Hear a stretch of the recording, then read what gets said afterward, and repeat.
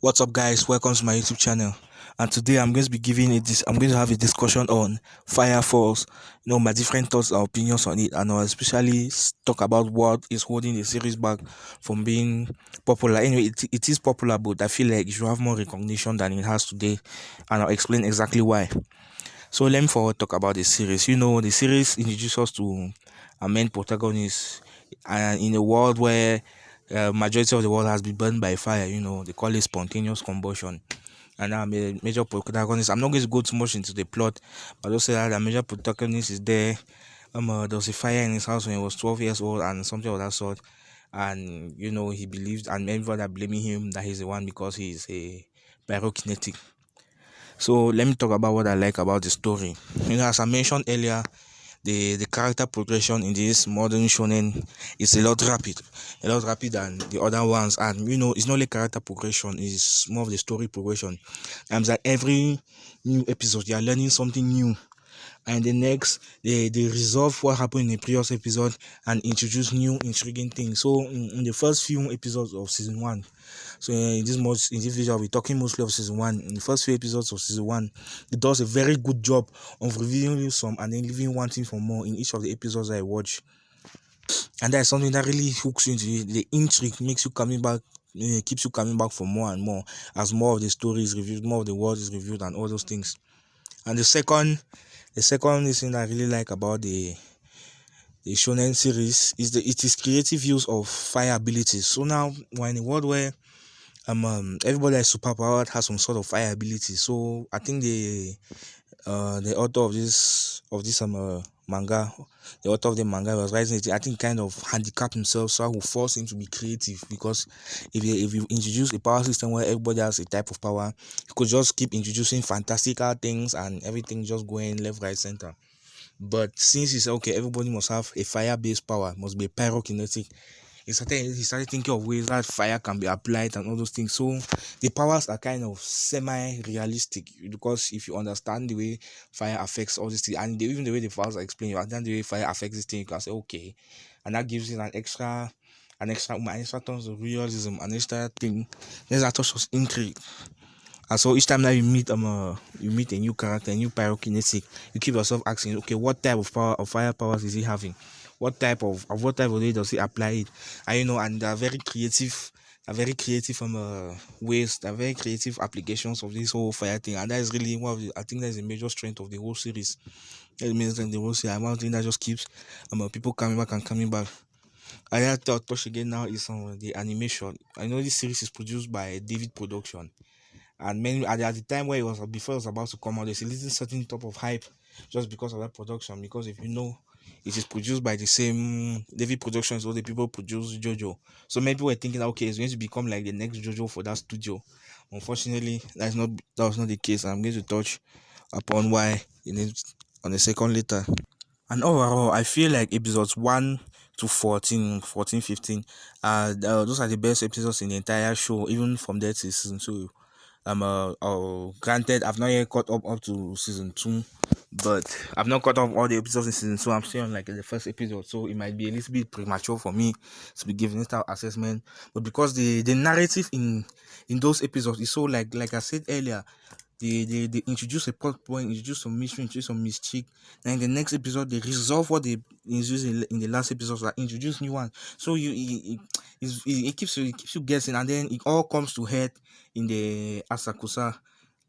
Sorry if I'm not pronouncing the name well. The Asakusa arc, when they need Benimaru and the fire soldiers of the seventh division. That whole arc, like everything comes to end, many things tie up together. And that's one thing that, the reason that place works really well is because the characters they introduce us there, they are very good. They're very good. They're so captivating. Even the whole lifestyle and all those things. And the captain himself, the captain Ben, he's the most badass. He's the most badass person in the whole series, because he has both second generation and third generation power ability. So he combines those things and uses them in very funny ways. In fact, in very nice ways. That's what I'll call it. And then say he's the most badass character in the entire show. That's the thing. So now I'm going to move on now onto what I feel like holds the series back. And for that, I'll say like one of the major issues is like the ending of season one.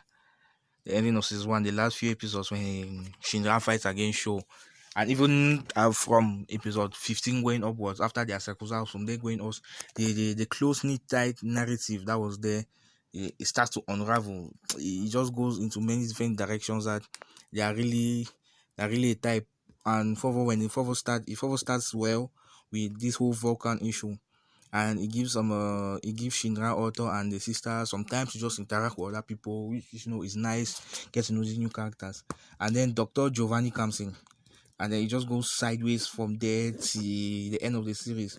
Okay, like I said in the previously, they introduce new plot points, resolve it, and then introduce new ones. But here they just keep introducing, and it keeps leaving you guessing. And the flow of the overall story, that's what I say, the flow of the story is not as nice. And then the fights too, they are not that great, even though the animation is great now. But I don't really feel much in those fights, except though the fight of Captain Hinawa versus what's that arrow chick? Headshot. I forgot her name. Yes, that was one of the best fights in the whole series, in that whole ending place.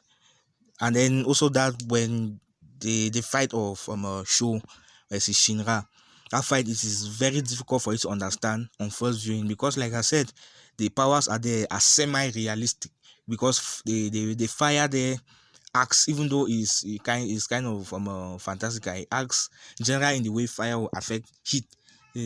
That's like my physics brain talking. It just affects it the way heat affects a real world. But in that fight, everything goes sideways. You go from okay, somebody hitting somebody being able to project air from his feet, so he wraps it and spins it to come out like a propulsion engine of a jet for him to go faster, to somebody being able to steal the heat from the thermal expansion of the universe and therefore freeze time, to somebody running so fast that he disintegrates, and then as he disintegrates now he travels backwards in time, and then as he goes back, so now his body now reintegrates. If that sounds bonkers to you, imagine having that kind of shock directly. So it's very difficult to understand on first viewing. You have to watch it again before really understand now that it is still based on certain physics principles. But watching it on first viewing, that just takes people. And I've noticed something with many of these many series or like seasons of this thing, for it to be hype, for it to end in a way that is giving people hype, you have to stick the landing. And I feel like it kind of faltered a little bit. On that place. Okay, moving on to what I feel like other broader issues. Is the story. The story does not feel unique enough. It does not do enough to demarcate itself as its own thing. But that is not really a problem, because shonens are cliches, shonens are generic, like most of them. But each of them brings their own new spin, and even though the story does not the story is not the best ever, it still has a lot of things that is unique to it. But even though that can be an issue, I don't think there's a main issue holding it behind. What I think is a problem, it is how the source material is executed, how the teams are executed, because there's something with this series I want to talk about, its pacing, and its pacing is very odd. It's not fast, it's not slow, it is just odd.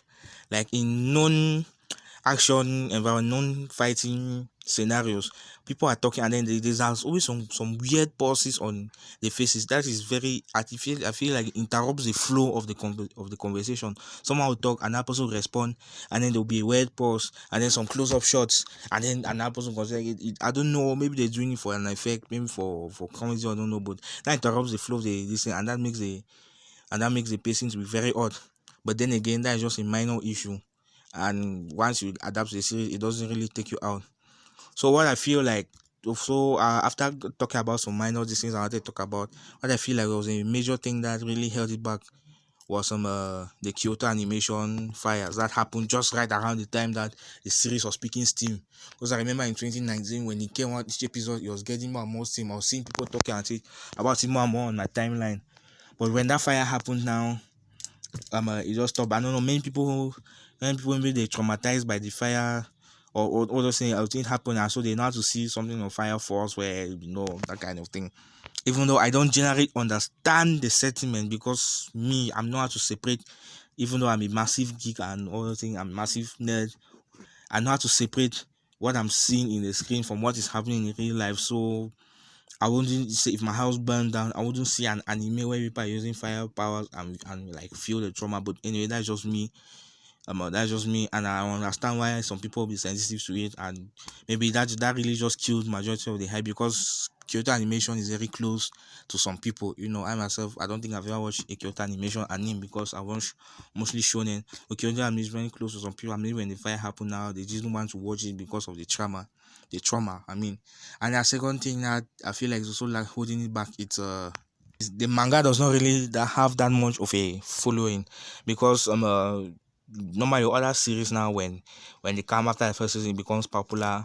Many, in fact, that is both a double-edged sword. Many people now start reading the manga and then they start sharing as the manga is ahead of the anime. They start discuss about it, so they drive discussion about it. They keep it in the conscious mind. I'll say that. But since like I don't feel like because I haven't checked out the manga and where the season one ended, it didn't really leave me with the kind of feel like, oh, I have to check the manga quickly.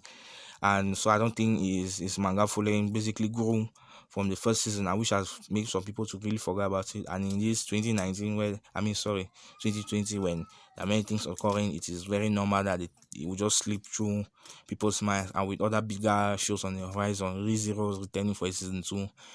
People are eagerly awaiting Attack on Titan. And the webtoons that we're getting anime series, which could be a new game changer when it comes to webtoons. All those things, it will be normal that the series just slipped past people's minds. So anyway, guys, that brings me to the end of this video. What do you think about it? If you liked it, drop a like and share the video. If you disagree with me, be sure to leave your comments down below, and I'll see you all at a later time.